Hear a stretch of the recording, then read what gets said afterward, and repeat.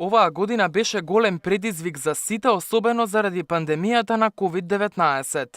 Животот на кој сме навикнати сега е невозможен. Границите се затвораат и се повеќе земји се одлучуваат на итни мерки за сузбивање на пандемијата. Многу мина се прашуваат што не чека во следната година, кога ќе престанеме да носиме маски и кога ќе можеме повторно да ги гушкаме драгите луѓе, слободно да седиме во кафулиња и ресторани и едноставно да се ослободиме од притисокот. Астролозите веќе имаат прогноза за следната 2021 година.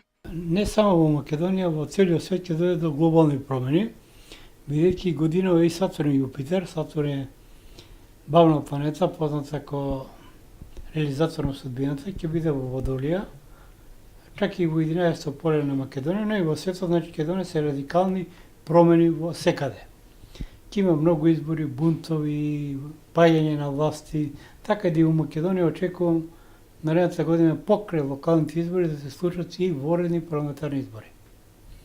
Особено периодот е критичен и кога сето тоа може да случи, тоа некаде од 21 јуни до 17 август, значи период кога Јупитер, инаку планета на среќата, но и од мај до септември Сатурн, рековме реализатор на судбината, ќе транзицираат ретроградно во наталната карта на Македонија во 11-та куќа, тоа е куќа на политички издруженија, што зборува дека може да предизвика и воредни парламентарни избори, во најмала рака паѓање на влада или други проблеми.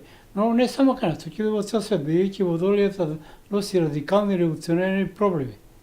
И ја очекувам до тогаш да заврши коронавирусот и некој самата корона или ковирус е биолошка војна, значи не е обичен вирус, и ја и препорачувам на нашите власти да не брзат со вакцината, особено не со Pfizerovата вакцина, бидејќи таа е несигурна. Еве, тестирана е во Велика Британија на старци. Во Србија исто ќе почнеме прво вакцинирање во старичките доми.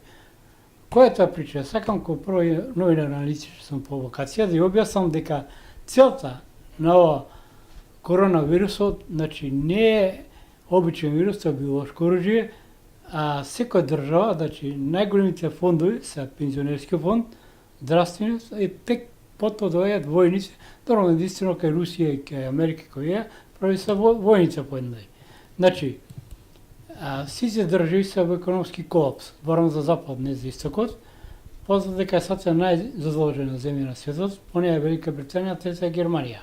Кога зборуваме за астрологијата, несомнено се спојуваат и наталните карти.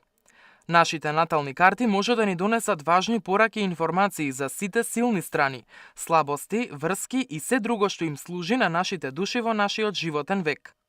Сечија натална карта е посебна и уникатна и ги зема во предвид сите планетарни подредувања во точниот момент кога сме се родиле. Многу астролози сметаат дека наталните карти се доста точни и можат многу да им помогнат на оние кои се чувствуваат како да залутале на животниот пат и да откријат кои се и зошто воопшто дошле на овој свет, вели Крајнички. Додава дека наталната карта може многу подетално да го објасни нашиот карактер, отколку хороскопските знаци. Може да го опише влијанието на секоја позиција на планетите и во кој хороскопски знак биле во моментот кога сме се родиле. Тоа најчесто се наоѓа на левата страна од картата. А во врска со хороскопските знаци, Крајнички вели, Скорпијата ја чекаат многу изненадувања и нови шанси во текот на 2021. Бикот треба сам да одлучи што му е важно, голема плата или работата што ја сака со мала плата. Спас на раковите од сите проблеми и тие ќе ги остават сите неуспеси зад себе.